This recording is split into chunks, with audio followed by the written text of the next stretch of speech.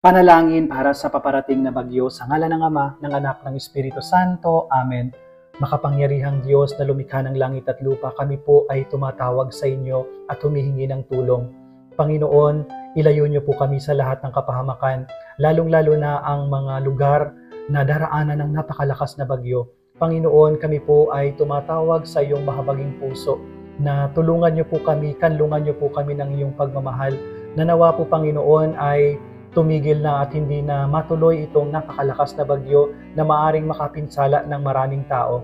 Panginoon, kami po ay tumatawag sa iyo na nawa ang bagyo na paparating ay hindi na matuloy at tumama sa lupa, bagkus ay lumihis ito ng landas at tumama na lang sa karagatan upang walang masyadong mapinsala. Panginoon, tumatawag kami sa iyo. Tulungan niyo po ang iyong mga anak. Tulungan mo ang iyong bayan. Nanawa, Panginoon, lalong-lalo na sa mga matatanda na nahihirapan ng lumikas, na nahihirapan at nag-aalala para sa kanilang mga mahal sa buhay. Panginoon, tulungan niyo po kami.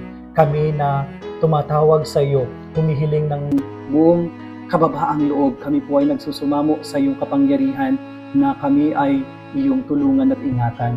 Ito ay hinihiling namin kay Kristo na aming Panginoon. Amen. Sumainyo ang Panginoon at pagpalain kayo ng makapangyarihang Diyos, Ama, Anak at Espiritu Santo. Amen.